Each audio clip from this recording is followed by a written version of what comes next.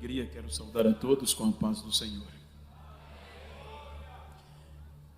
Eu quero ler o texto, sabedor de que o trabalho termina 1 hora, mas quero ser bem sucinto. Mas eu quero ler um texto muito conhecido, que está no livro de Ruth, capítulo 1.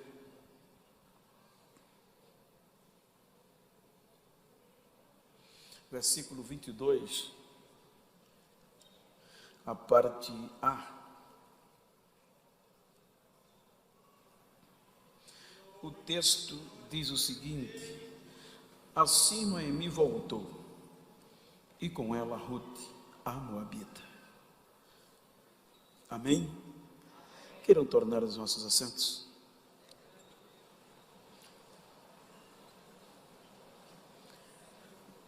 Queridos, quero agradecer carinhosamente ao pastor Oídes, presidente desta honrada e coesa igreja, e em nome dele agradeço a todo o corpo administrativo, ministerial e obviamente a toda a igreja.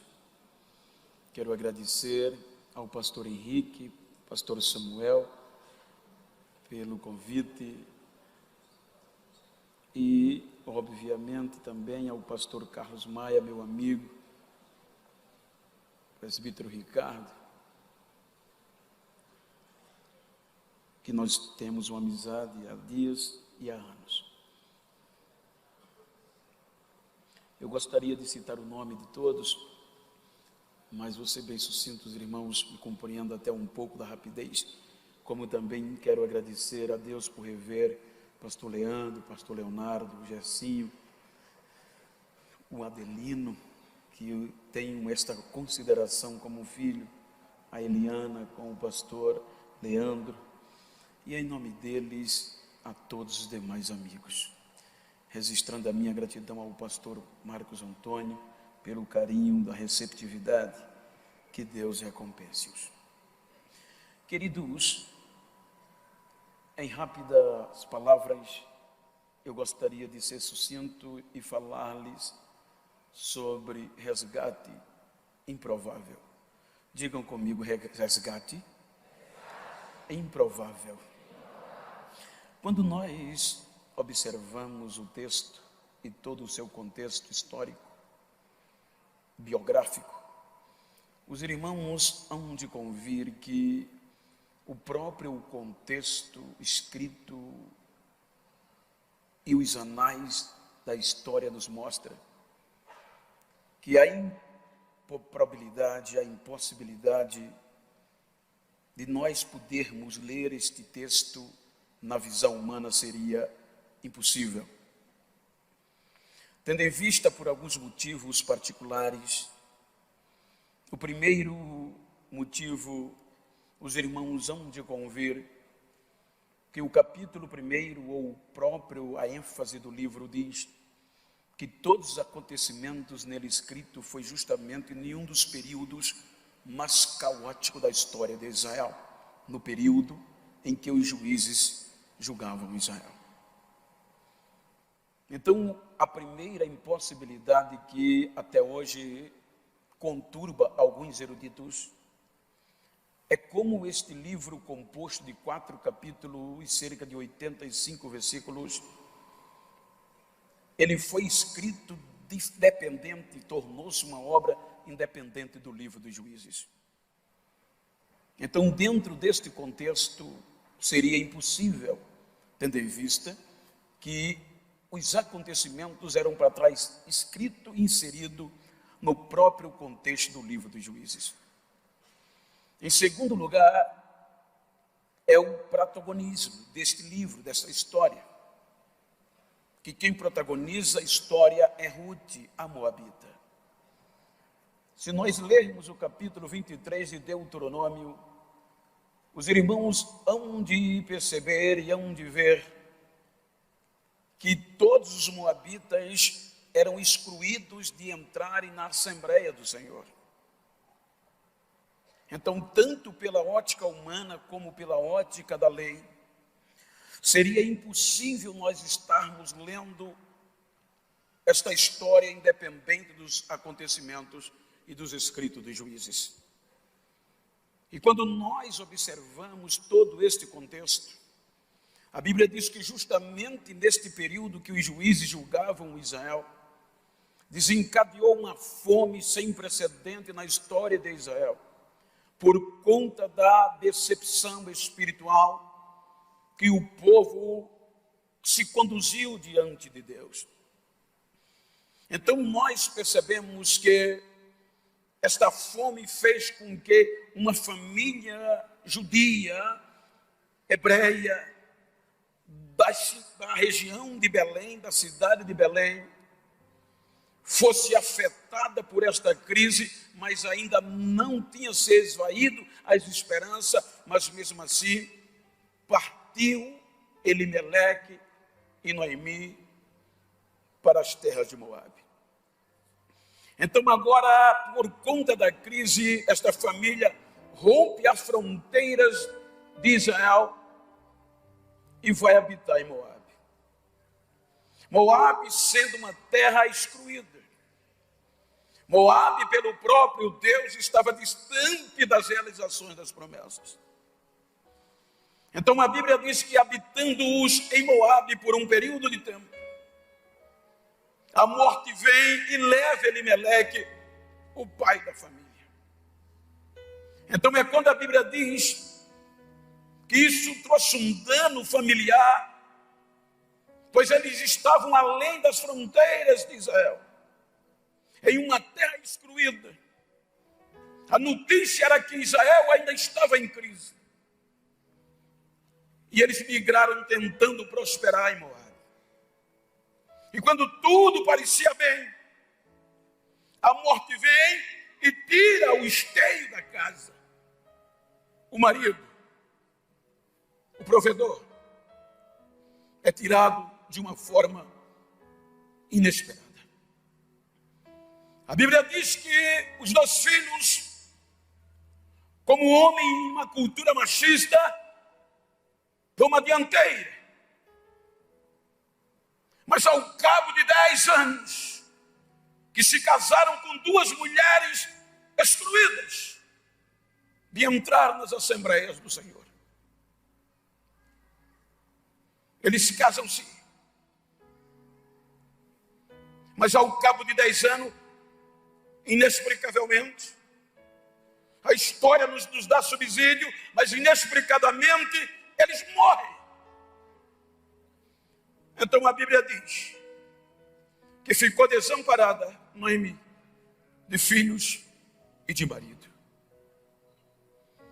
Agora longe de Belém, além das fronteiras, dentro de uma terra excluída pelo próprio Deus, está uma crente desamparada. A palavra desamparada é sem amigos, sem amparo, sem socorro, sem perspectiva de sobrevivência. O próprio texto traz a tônica desamparada. Agora, o que tinha para ladear e trazer esperança? Duas moças excluídas. Olha a cena, uma crente desamparada, ladeada por duas moças excluídas. Quem investiria em um projeto desse? Quem investiria em um resgate desse, gente?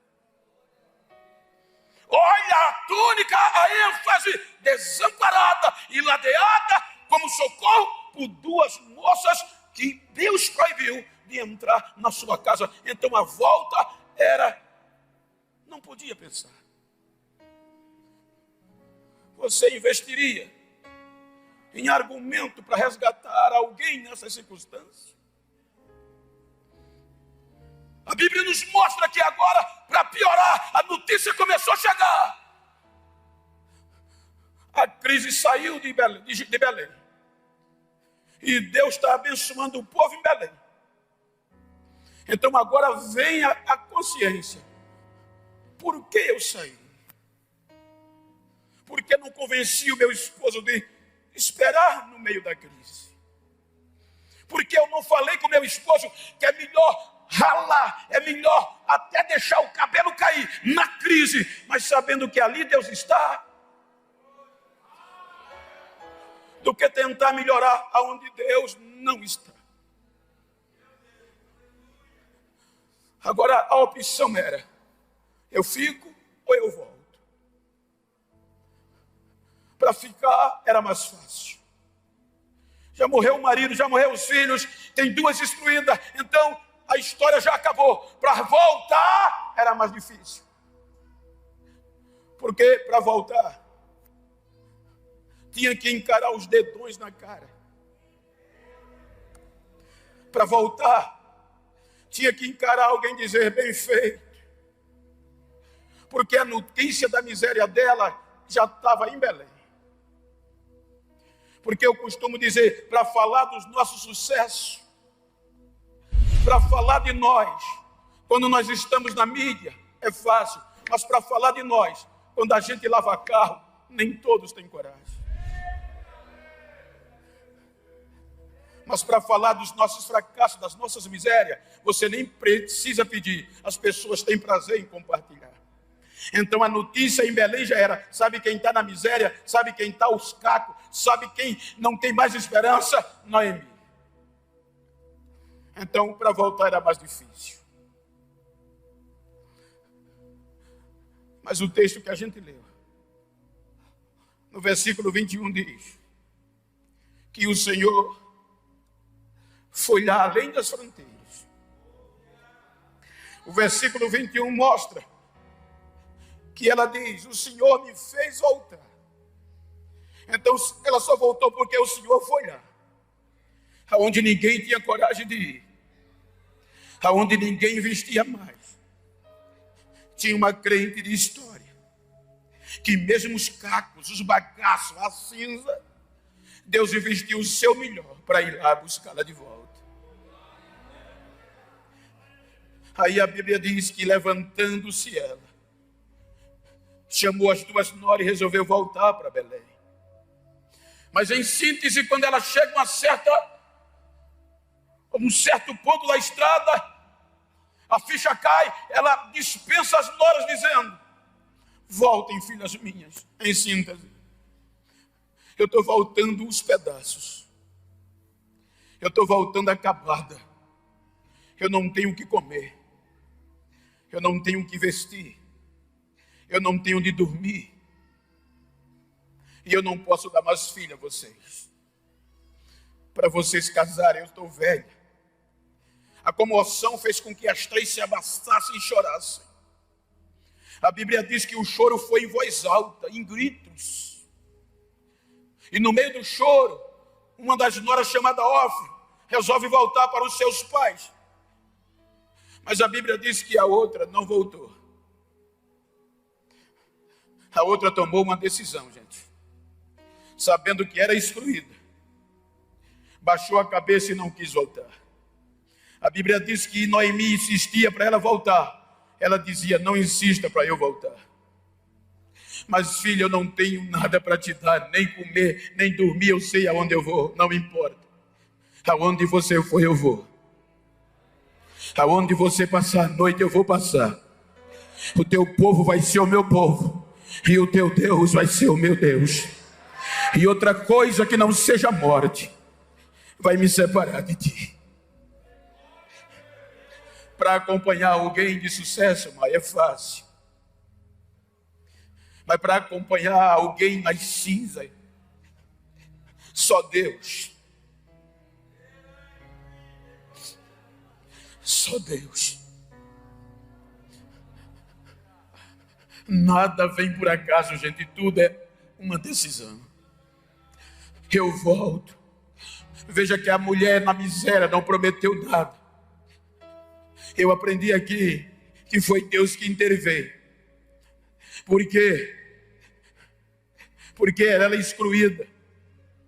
Mas para preservar uma crente, Deus intervém na história. Para a crente não ficar só. Eu aprendi aqui que quando o inferno pensa que só deixou uma porta e é a da desistência, que quando o inferno pensa que já levou tudo, que já acabou com a nossa história, ele não vê e não entende que Deus sempre deixa alguma coisa funcionando para não perder o crente. Então olha para esse crente que está por teu lado e diga: você não está só. No meio da crise não desista, porque Deus sempre deixa alguma coisa funcionando para você não desistir. Elas voltam.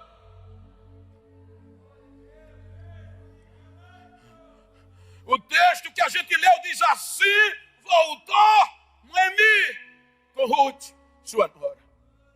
Assim como o versículo 21, quando ela vai voltando, a comoção foi tão grande que as mulheres gritavam: não é Noemi. Ou seja, em uma linguagem crítica, não é Noemi, a crente. Que miséria, ela se meteu, não parece nem com ela. Veja que a situação foi tão catastrófica que ela mesmo diz: não me chame por esse nome. Ela diz: quando Deus, olha que coisa linda, no meio da crise, olha o que é que ela diz: quando eu saí daqui, eu ainda saí com as mãos cheias. No meio da crise ela ainda tinha alguma coisa. Mas como o marido levou para Moabe, ela disse: mas eu estou voltando pobre, aos pedaços. Aí o versículo 22 diz: assim voltou Noemi. Ela diz: porque assim o Senhor me fez voltar. Ou seja, não importa o que digam, não importa o que achem, não importa o que pensem, o que importa é que você voltou, que você tem força para recomeçar, que você não desistiu, que você está de volta. Olha para quem está ao teu lado e diga: estou de volta.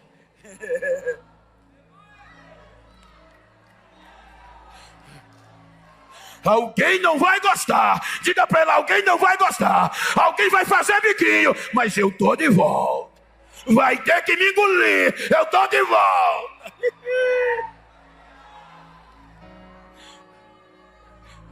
O capítulo 2 começa em uma miséria. Se Deus a fez voltar, o capítulo 2 era para ser extraordinário. Porque, Eliane Fernandes, foi Deus que a trouxe. Deus foi lá além das fronteiras em Moabe, resgatou uma crente aos pedaços. Então o capítulo 2 colocou ela em Belém, era para tudo virar de uma hora para outra. Foi Deus que me trouxe. Mas o capítulo 2 começa com uma fome, colheita de cevada, comida para ração de animal e para pobre. E para piorar, nem isso ela tinha direito de se alimentar. A crise bateu. Não tinha comida. Aí a gente questiona: não foi Deus que lhe trouxe? É aqui um dos maiores perigos da nossa geração. Foi Deus que me chamou. Foi Deus que me deu. Mas não está tendo paciência de esperar. Eu hoje recebi a ligação de um irmão, amigo meu. Como eu cheguei atrasado porque o avião de Maceió para Congonhas não pousou por conta da chuva. E teve que pousar em Guarulhos, houve um transtorno, por isso que eu cheguei atrasado. E enquanto eu desembarcava o telefone, a mensagem vinha, e aquela mensagem era: vou desistir. Menino novo, eu não estou entendendo, não aguento mais, pensei que era Deus. É que Deus não trabalha feita mídia, filho. A mídia é quem pega um desconhecido, um anônimo do nada, e no máximo 24 horas, ela coloca ele no topo da fama. Mas Deus não trabalha assim. A mídia coloca na fama em 24 horas. Mas em menos de 24 horas, ela pega da fama e joga na lama de novo. Deus não. Deus machuca. Deus espreme. Deus tritura. Às vezes a gente pensa que Ele esqueceu. Mas quando está no ponto, dê o que der, ele não desiste mais. Quando ele bota na história, quando a mídia bota na história, não vai muito longe. Mas quando Deus bota, gente, dê o que der, ninguém tira mais. Ruth ficou para mendigar. A Bíblia diz que ela pediu à sogra para rogar aos proprietários para rebuscar a espiga de cevada. Na nossa linguagem, rebuscar ou rogar é um vocabulário de pedir insistentemente com humildade. Na nossa linguagem odierna é esmolar. E ela saía de porta em porta pedindo para ver se alguém deixava ela rebuscar, ou seja, buscar aonde já foi buscado alguma espiga que não servia nem para ração de animais. Se os escolhedores deixaram para trás, aquilo servia para ela se alimentar. Aí a gente pergunta, e Deus, calado e olhando, deixando a história ser escrita. Porque ninguém chega onde chega por acaso. Ninguém deixa de Cotacana e está aqui por acaso, gente. Tem história. Então diga para quem está ao seu lado, faça história. Mesmo que rale, mas a história fala mais do que palavras. Depois de ralar, a Bíblia diz que os críticos chamam coincidência. Os crentes chamam Deus puro. Depois de ralar, ela bate na porta de um fazendeiro chamado Boaz. E quem era esse fazendeiro? O homem mais rico da cidade, da região. Ela vai na fazenda dele e quando bate na porta, vai pedir para esmolar naquele campo. Ele não estava, mas o empregado estava. O empregado deixou ela entrar, soube a história e mandou ela entrar. Porém, no texto e na história você percebe, ela não tinha direito a comer, ela não tinha direito a beber água, ela não tinha direito porque ela entrou para mendigar como mendiga. Ela entrou como pedinte e não tinha proteção. Então, coincidentemente, diz os críticos, mas a gente diz, Deus puro, naquele dia que ela entrou como mendiga na fazenda do homem mais rico, o dono da fazenda resolveu ir para a fazenda. Quando ele chegou na fazenda, nada mais chamou a atenção dele. O que chamou a atenção dele? Não foi o gado, não foi a colheita, não foi a produtividade. O que chamou a atenção dele foi aquela mendiga que ia mendigando atrás das suas empregadas. Quando ele olha, pergunta ao seu empregado, quem é aquela mendiga? Quem é aquela moça que vai rebuscando atrás das minhas moças? Olha a história. O empregado diz, o nome dela é Ruth. É moabita. Ela veio, deixou tudo para trás e voltou com a crente Noemi. Deixou seu pai, seu Deus, seu povo e todo mundo sabe que ela tomou uma decisão. O Deus de Israel, ela tomou como seu Deus. Então o patrão disse, chama ela aqui, urgente! Foram chamar. Quando ela chegou, agradeceu. O dono da fazenda olhou para ela, parabenizou. Que o Senhor Deus de Israel galardoe você pelo que você fez. Apertou a mão e disse para ela, eu sei a sua história, filha. A partir de hoje o quadro vai mudar. Você não vai mais mendigar no campo de mais ninguém. Em outras palavras, você não vai bater mais de porta em porta.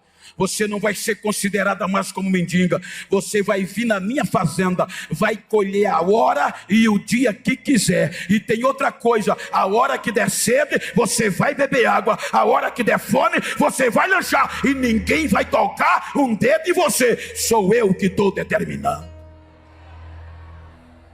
Ei. Ela agradece e vai embora. Aí, para melhorar a situação, quando ela vai embora, o dono chama o encarregado e diz a ele, ela está se esforçando muito. Você diz às minhas empregadas, aquelas que vão na frente, trabalhando.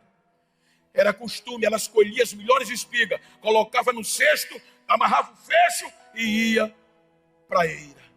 Então ele disse: diga a elas que quando colher as melhores, que amarrar os feixes, que olhar para trás, que Ruth vir, pode tirar o feixe da costa, afrouxa o feixe e deixa cair as melhores espigas para ela colher as melhores.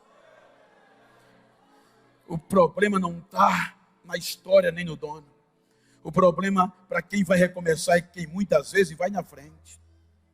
Porque o maior problema para a gente recomeçar, quando somos resgatados de onde ninguém esperava, é quem vai na frente que acha que é alguma coisa. Ah, aquilo não vale nada mais não. Aquilo, a história só é cruel. Mas não tem problema não, filho. Não importa o que se diga, importa o que o dono diz. A última palavra é dele.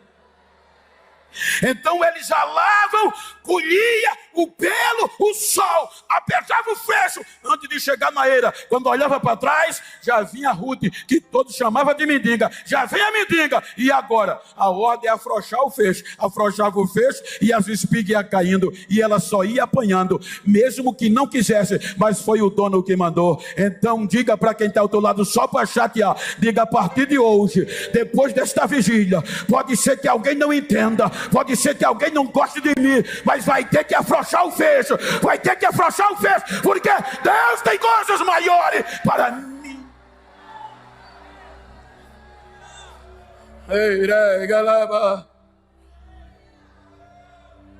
Depois que o fecho afrouxou, em síntese, o texto vai dizer, a Bíblia diz, que naquele dia ela chegou com quase 22 litros de cevada em casa. A sogra se assusta e entende que era uma ação de Deus. Então vem o processo. E agora a sogra diz: a hora chegou. A prova foi embora.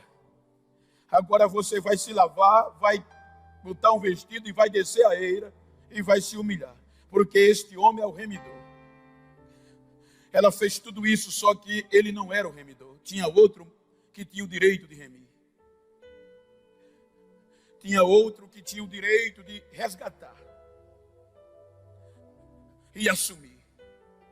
Mas quem investiria em um resgate daquele? Boaz disse a Noemi, a Ruth: eu não sou o remidor, tem outro na minha frente.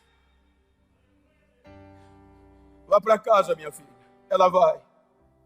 Quando chega em casa, Noemi, a crente de oração, disse: não importa. O que é que ele disse? Ele disse que não é ele. Mandou eu descansar. Aí Noemi disse: pode dormir, filha, porque de hoje não passa. Esse homem não dorme enquanto não resolver isso hoje. É Deus que está revelando, gente. Então olha para quem está ao teu lado, carinhosamente diga: alguém vai perder o sono por causa de você. Ele saiu da fazenda e não foi nem para casa, foi direto para a porta da cidade. Pegou 10 testemunhas e esperou o outro passar. Quando o outro veio, veja que ele vai gritando: vem aqui! O rapaz vem. Então Boaz diz: não é você que tem direito de redimir a Noemi? Sou. Você vai assumir, resgatar as terras do falecido? Vou. Aí Boaz disse: se você resgatar as terras, você vai ter que assumir Noemi e a estrangeira que veio com ela. Quem investiria naquilo? Aí o homem disse: não dá para mim não. Aí eu voltei para juízo. Aí o homem mais rico da cidade disse: se tu não quer, passa para mim. Mas você vai ter coragem de investir? Vou. Naquilo vou. A Bíblia diz no capítulo 4 que era costume em Israel, quando o primeiro que tinha direito não queria acreditar e não redimir, ele tinha que tirar o sapato e dar a quem queria e voltava para casa descalço. Aí a Bíblia diz que aquele primeiro sentou, tirou o sapato e deu a Boaz e voltou para casa descalço. Dá para entender? Dá um riso para quem está ao teu lado, diga: ainda hoje eu estou com dó de quem não quis investir em você. Vai ter que voltar para casa sem sapato, para saber que ainda tem quem invista em você, para saber que ainda tem quem acredite em você.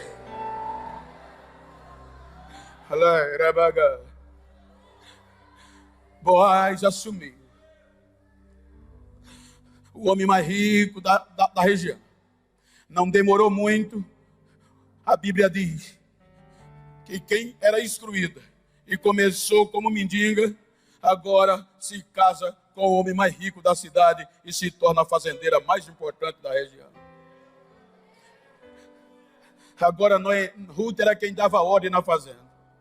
E para melhorar, aquelas mesmas mulheres do capítulo 1, que quando Noemi voltou os cacos, começaram a gritar: quem é Noemi? Não acredito, que situação! Capítulo 4, você vai ver elas gritando. Quando encarava Noemi, a partir daqui, tinha que dizer: bendito é o Deus de Noemi, que não a deixou desamparada. Quando olhava para Noemi, dizia: bendito é o Deus de Noemi, que não a desamparou. Lhe deu uma nora que é melhor do que 7 filhos, e lhe deu um neto que vai cuidar da sua velhice. Ou seja, quem olhava para ela, tinha que dar glória a Deus, tinha que dar glória a Deus.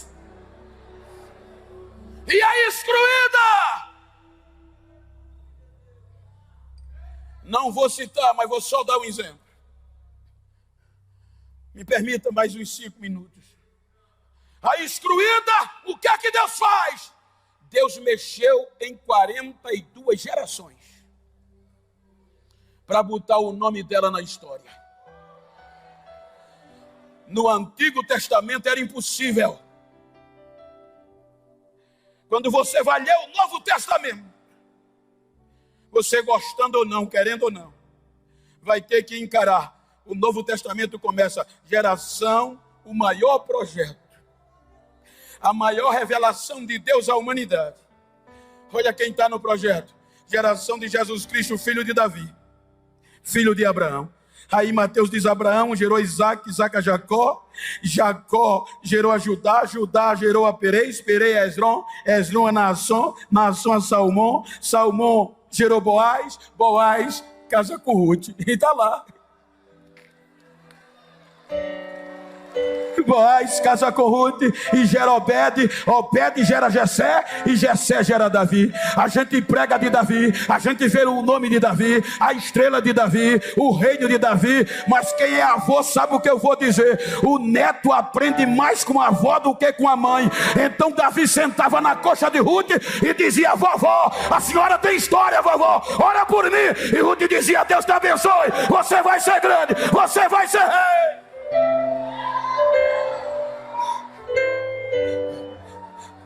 Me permita, pastor, mais uns 5 minutos.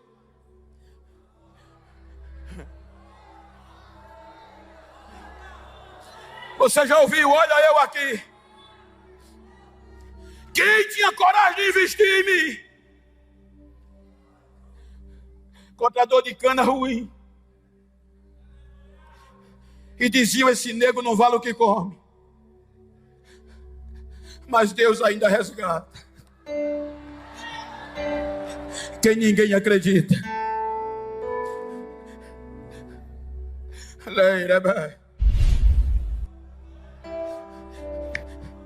Deus foi dentro da canavial e me tirou e me disse: as fronteiras do mundo vão se abrir, porque eu tenho um projeto lindo através de você.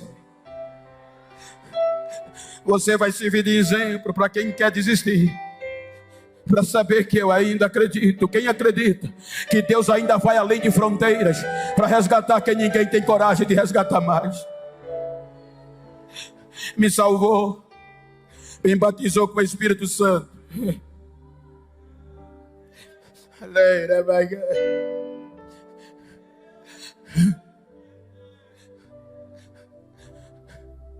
Quando ninguém acreditava,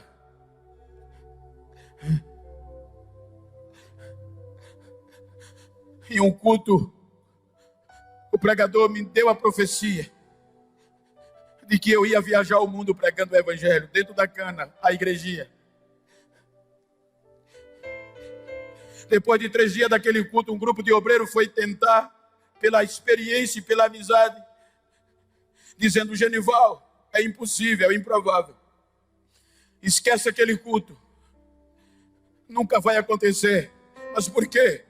Tu é pobre, tu é analfabeto, e para piorar você é preto.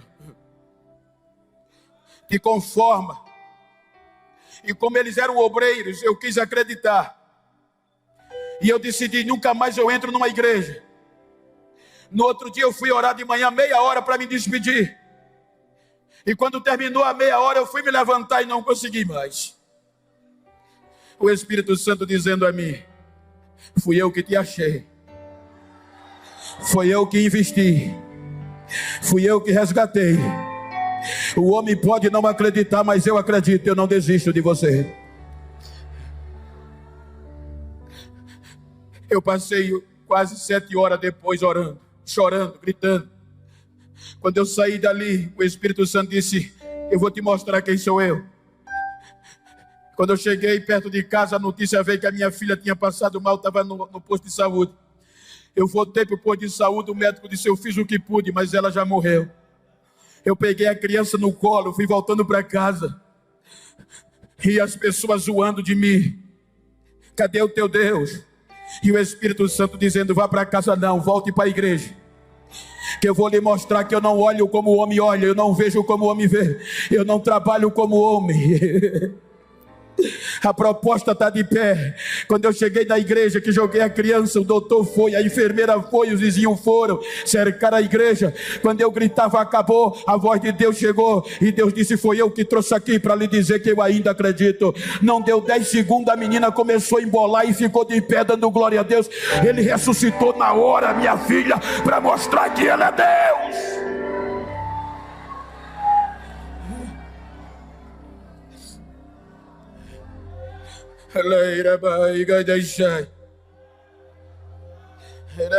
Era 1994.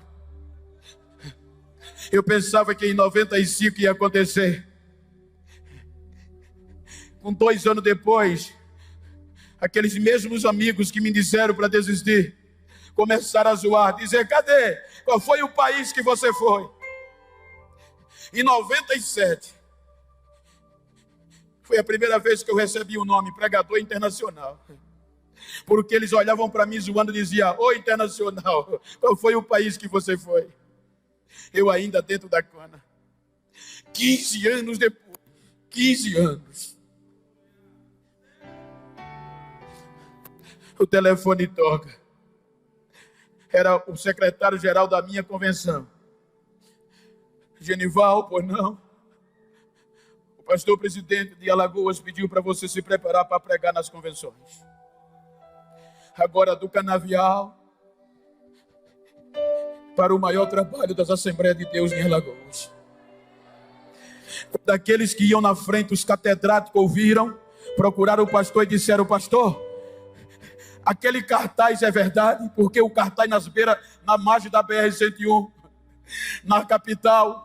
Olha a foto, cerca de 10 fotos dos ministrantes. Só top, pastor presidente do Brasil, o pastor presidente geral, só os presidentes de convenção. E no meio daqueles rostos famosos, tinha uma carinha preta. Diz quem era.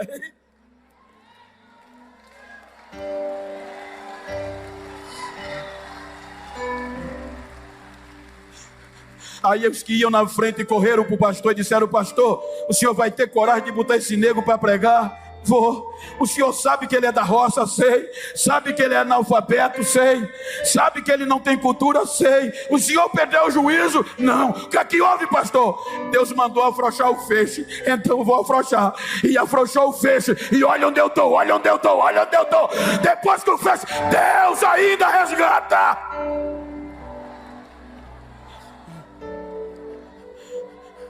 2010 para 2011, eu ainda dentro do canavial, o telefone toca, eu no centro com a cara de besta, alô, aí do outro lado, hello,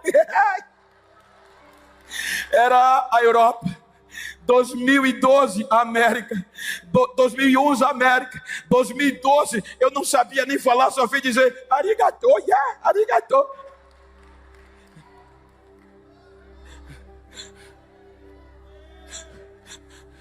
Eu cheguei ontem de uma viagem internacional.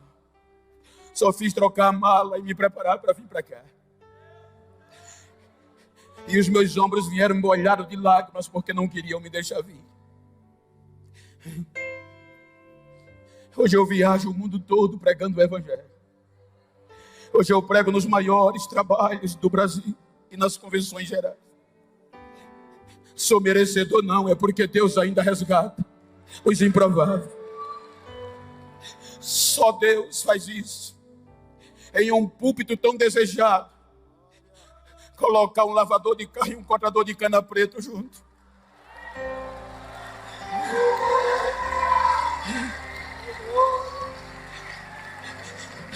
Isso já é motivo para você não desistir. Fique de pé, por favor. Me perdoe os 10 minutos que eu passei. Mas eu queria que você, se estiver perto de uma pessoa íntima, olhe para ela e vire para ela. Se é uma pessoa do mesmo sexo, vire para ela, olhe para ela. Como eu estou aqui, me ajuda aqui. Como eu estou aqui com meu companheiro, olhando no olho dela, diga para ela: não estou nem aí, quero nem saber o que dizem de você, quero nem saber como você chegou, eu quero saber como você vai sair. Diga: vou sair acreditando que eu não sou um projeto falido e nem improvável.